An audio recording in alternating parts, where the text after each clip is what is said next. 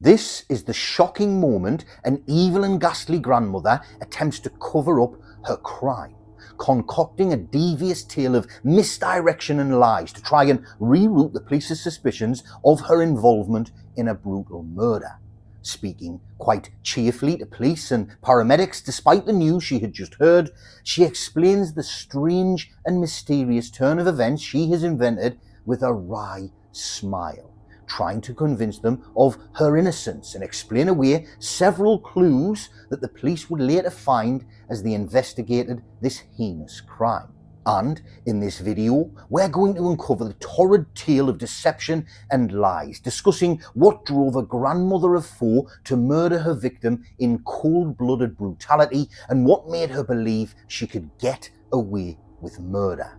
Hello and welcome to the Diary of Madmen and Monsters, where we talk about the madmen, women and monsters that inhabit our society, covering well-known and not so well-known cases across the UK and beyond. And if you're the type of person who loves true crime but can take or leave people, then you're in the right place and you're going to fit in well. Now, let's get ready because it's time for more true crime.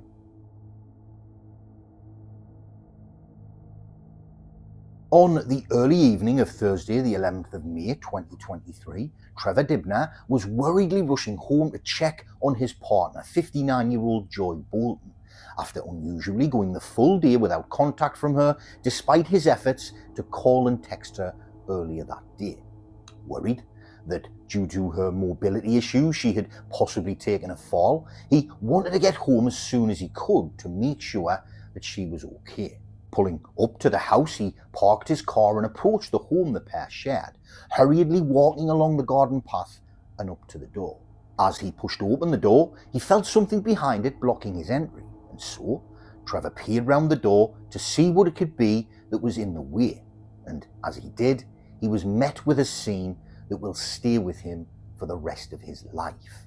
For there, on the floor, with her feet and legs behind the door, was Joy, lying face down in a pool of her own blood, in a position that looked as if she had been trying to crawl away from the door to escape an attack. Trevor Dibner was a 65-year-old taxi driver and mechanic who worked for Ford as an MOT tester and who lived with his partner Joy Bolton in a house in Churchview Road in the village of Ash in Surrey. The couple, who had been together officially for just 7 months, were old friends who had lost contact 20 years earlier, with Trevor even believing Joy had died years before.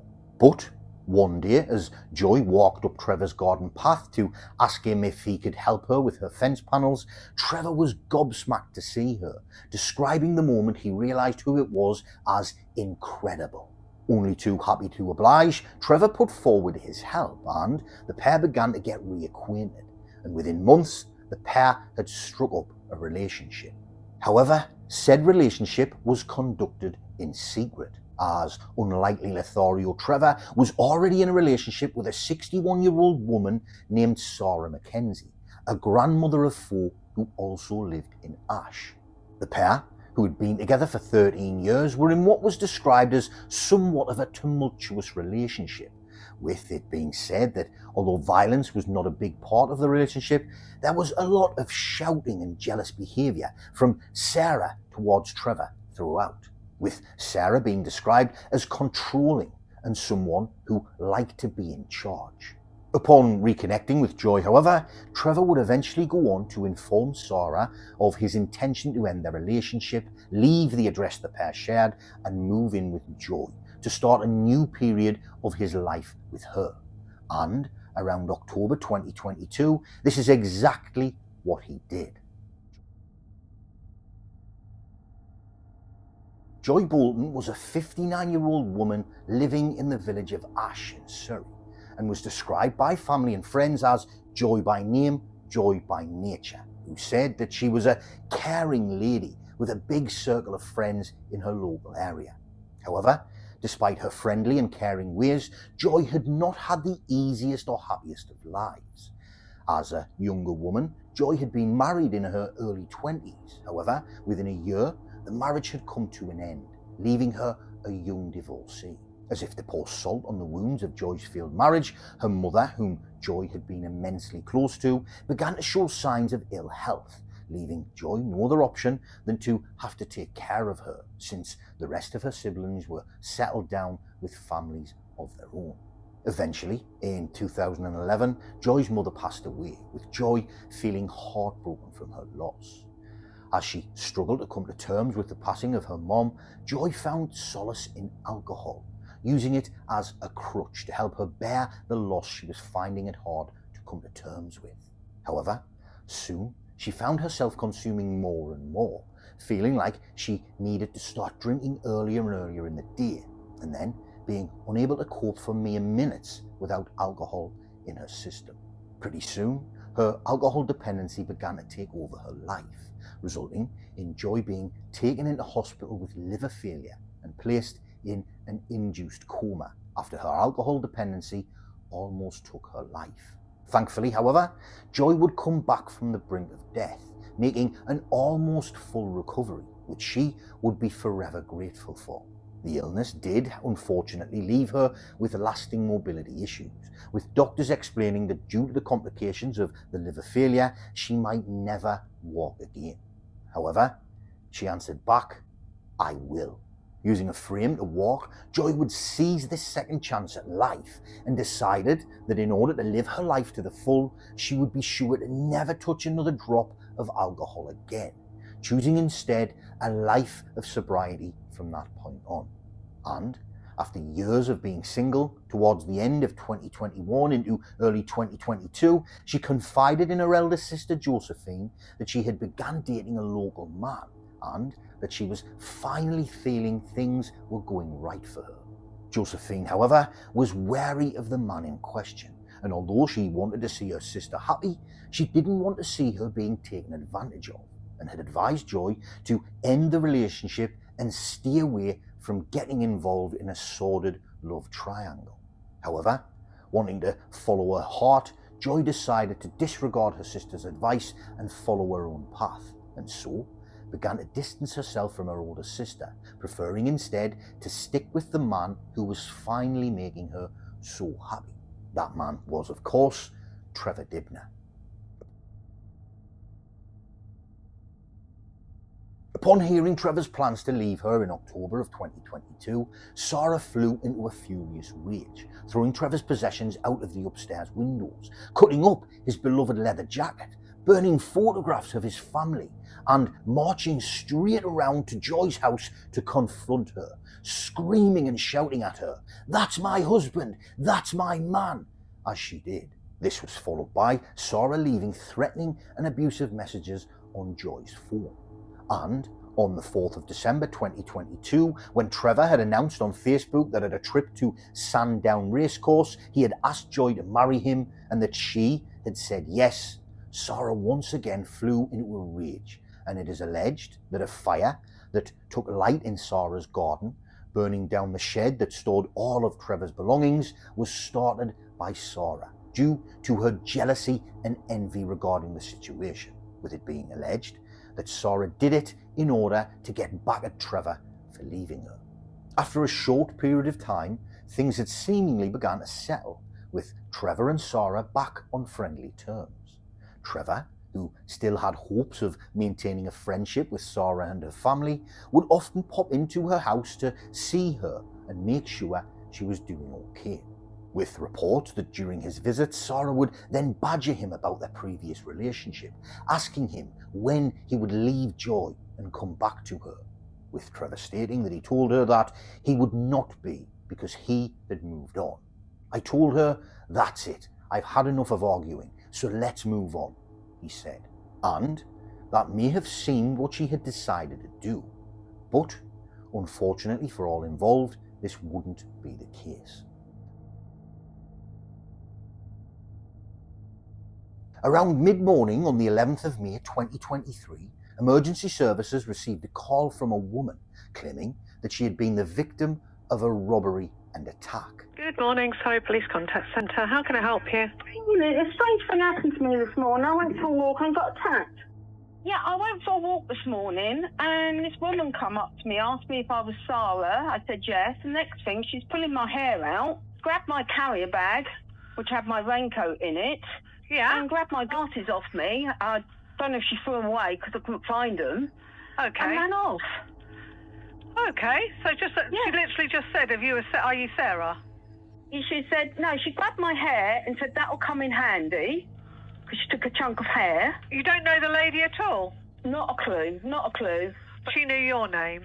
Yeah, she said stay away as well. No issues with anything, with anybody or anything that could be related, no? No, last year I had an issue with my partner, but that all sorted and we're friends again.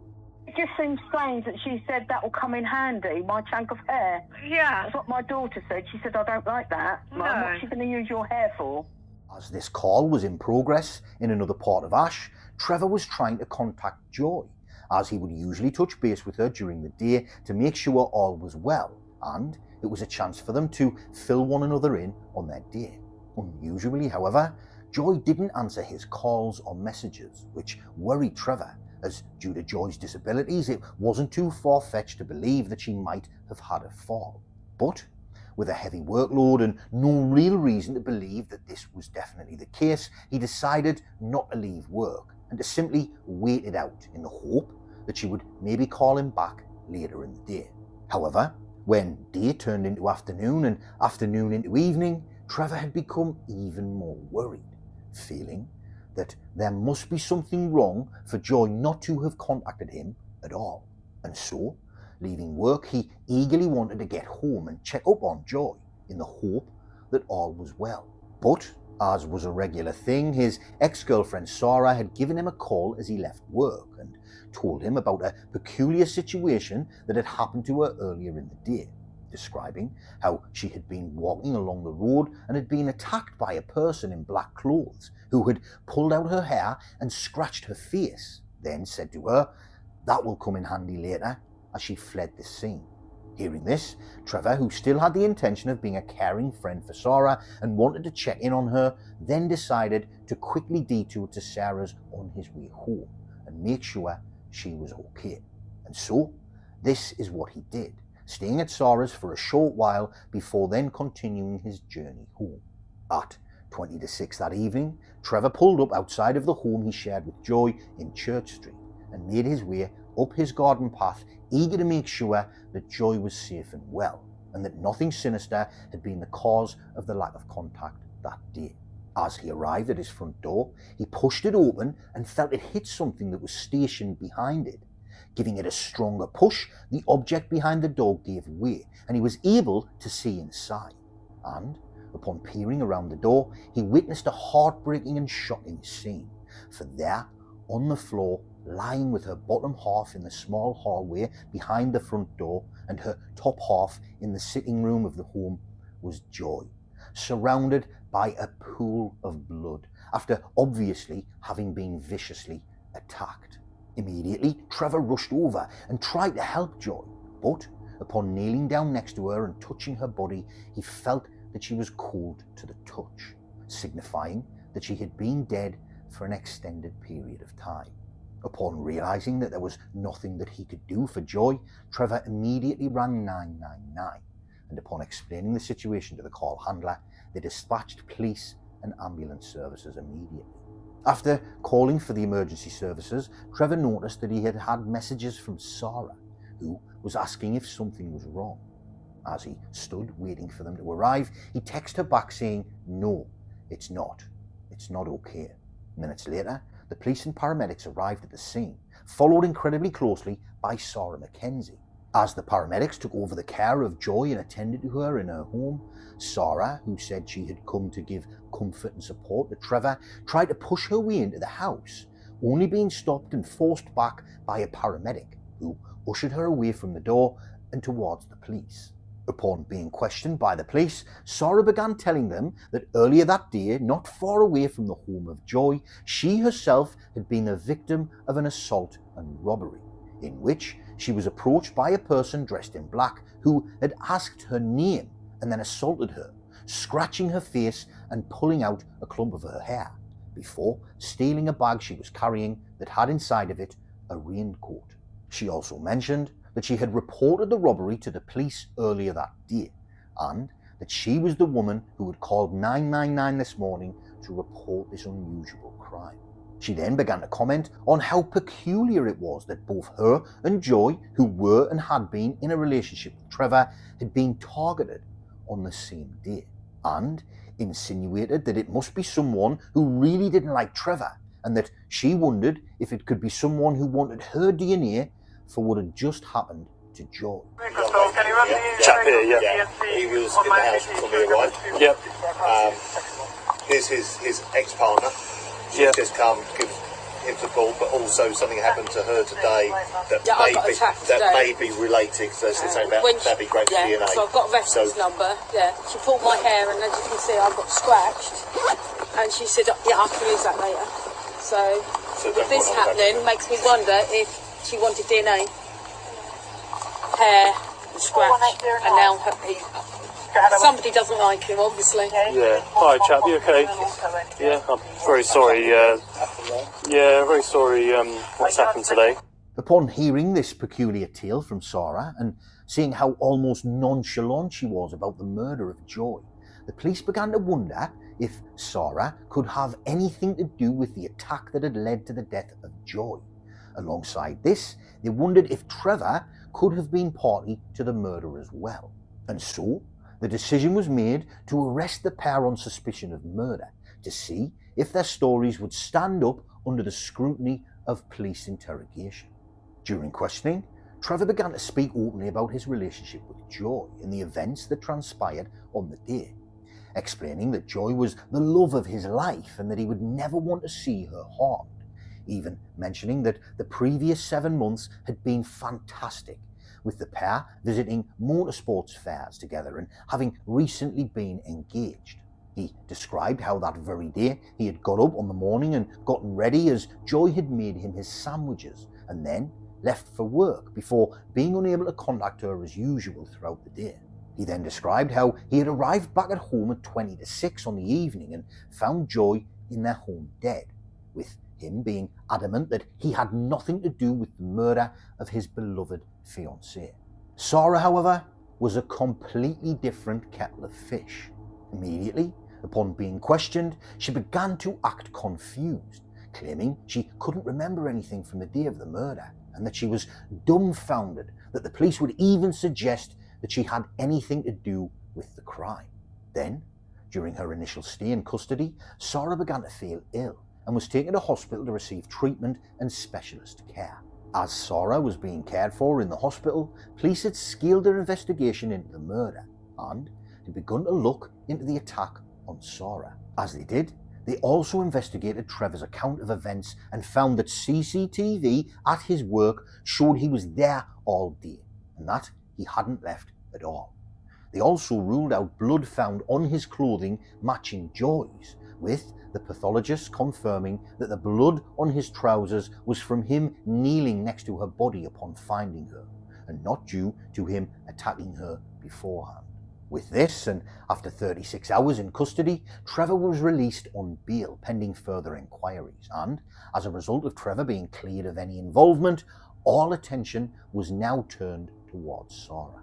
After Sara had left the hospital, she was immediately taken back into custody and readied for another round of interviews. Having investigated the claims Sara had made regarding the attack and robbery on herself earlier on the day of the murder, the police found no proof that there had been an attack on Sara, and so began to question her more intensely on her movements that day. Sara, who doubled down on the attack and stated that she still did not remember in full the events that had transpired that day, was cagey in her answers and simply would not budge from the story she had told the police, with it being more and more obvious from her answers that she was indeed involved. As the investigation took shape, police had canvassed the local area looking for CCTV that might help them in the pursuit of the killer and for witnesses to the crime. Upon speaking to neighbours around the vicinity of Joy's home, several mentioned having seen a person dressed in all black with gloves and a face mask on approach Joy's home the morning of her murder and bang on her door for an extended period of time, with one of the witnesses describing hearing an argument once the door was opened. Police found that this information was also in line with the description of the attacker that Sara had given of her own attack, and upon conducting checks of the CCTV in the streets nearby, a startling discovery was made. A video, captured that morning, recorded a figure dressed all in black, carrying a white plastic bag and walking purposefully towards Joy's home, before, 15 minutes later, walking back in the opposite direction with even more urgency than before. This figure matched the description of the witness statements, but also the description of the attacker that Sara had claimed had attacked her too, and left police now momentarily questioning whether they had the right person in custody. However, upon watching the CCTV over and over again, a keen-eyed investigator had spotted that the person caught on CCTV was exactly the same height, gait and build as Sara Mackenzie, and once again they were more certain than ever that they did in fact have the killer in custody. Looking at the evidence against Sara, police worried that everything they had seemed circumstantial. Yes, they had her in the area of the crime at around the same time and had someone who looked like her on the CCTV, but police knew that they needed more in order to truly make this an undeniable conviction. And luckily for them, due to the heroic actions of Joy just before she died, they would get the very thing that they needed to cement the case against her. As investigators spoke with pathologists about the case, it was mentioned that Sara had said that after her attack that morning, she had gone home and taken a bath. And so, a decision was made to obtain a warrant to search Sara's house for clues and forensically search her bathroom. And, at the same time, police sent away scrapings from under the fingernails of Joy to see if there was anything there that would help to identify the killer. And, upon fast-tracking both forensic investigations, both yielded the results they were looking for, with the team investigating Sara's home using luminol, a chemical that can detect blood diluted up to 10,000 times to find traces of blood matching Joy's DNA splattered across Sara's bathroom sink, bath and cabinets. And, with the fingerprint scrapings coming back as a match to the DNA of the killer, who, it turned out, that Joy had fought with before being overcome, with that match, of course, being Sara Mackenzie, the jilted lover of Trevor and grandmother of 4. With Sara's DNA being found under Joy's fingernails and matching a scratch that Sara Mackenzie had suffered to her face, as well as Joy's blood being found in her bathroom alongside all of the other evidence, police felt they had an open and shut case that proved Sara Mackenzie's guilt beyond doubt. And on the 17th of May 2023, she was charged with the murder of Joy Bolton. But police were almost dumbfounded when Sara decided to plead not guilty and stick with her defence that an unknown person had committed the crime and that she was being framed. During the trial, which commenced on the 30th of October and lasted 5 weeks, the prosecution put forward their case and, from evidence they had pieced together, what they believed to be the true turn of events that day, which would go as follows. On the morning of Thursday the 11th of May 2023, Sara had attended her job as usual and been dropped off afterwards back at home at around 9:30 AM, where she had then changed into her outfit of choice, the black trousers, mask, gloves and coat, and then made her way to Joy's house, carrying a heavy instrument in her bag to use as the intended weapon. As she walked towards her intended victim's home, she was captured on CCTV, walking with purpose, showing the sheer intention and determination she had to commit this heinous crime. Once at the home of Joy Bolton, Sara began banging on the door loudly, attracting the attention of neighbours and enticing Joy to open her door. And then, as she did, she attacked Joy without warning, beating her to the floor and then bludgeoning her to death without mercy, with a post-mortem finding that Joy was struck with the heavy implement in the forehead as she opened the door, which is when the police believe Joy had tried to fight back, reaching out and scratching the face of Sara, embedding her DNA under her fingernails, ensuring her killer would be identified at a later date. After the initial strike, it was found that Joy had fallen to the ground and turned away from her attacker, trying desperately to crawl away. However, Sara had followed her, striking her to the back of the head over 20 times, causing catastrophic damage to Joy's skull and brain, ensuring that she would die there and then from her injuries, with pathologists even finding that Sara had kicked Joy multiple times as she lay dying on the floor, as she exacted a heartless revenge. Once certain that she had caused enough damage, she closed the front door and left the scene of the murder, with CCTV once again showing her rushing towards her home on foot, with even more urgency than before, where she got rid of her clothing and the weapon used to murder Joy, and then took a bath to clean off the blood from her evil crime, and so she could put into action the next part of her devious plot. Once the clothing and weapon had been disposed of and she had cleaned every drop of Joy's blood from her body, she then dialed 999 and told them the tale she had invented, believing it was enough to see her get away with murder. During her defense, Sara presented herself as a vulnerable old woman, similar to Joy, and instructed her solicitors to carry on down the route of blaming someone else and trying to convince the jury that she was simply a second victim in this crime, and that she had indeed been framed by another, who had attacked her and then set her up. But as the trial went on, more and more evidence pointed heavily towards her guilt, and after 5 weeks of proceedings, on the 30th of November 2023, the jury found her guilty of the murder of Joy Bolton, with Sara, who had remained stony-faced and remorseless throughout the trial, breaking down in tears as she heard the jury's decision. And on the 4th of December 2023, she was sentenced to life in prison with a minimum term of 26 years. In what seems almost like a modern-day Shakespearean tale, it's truly unusual to see a case like this, for a love triangle that leads to the death of a rival is usually a story that involves characters that are much younger than those concerned here. But in this tragic tale, that is simply not to be, with the motive being that Sara was a jilted lover who could not take the rejection she had had to endure, and would rather kill her opponent in love and concoct a torrid tale of events in the hope of getting away with the murder than live another day as the loser in this game of love. Throughout the investigation, Sara was described as controlling and as someone who had to be in charge, and it seems that the thought of being out of control and losing her lover to another woman is the reason she decided to try and get away with murder.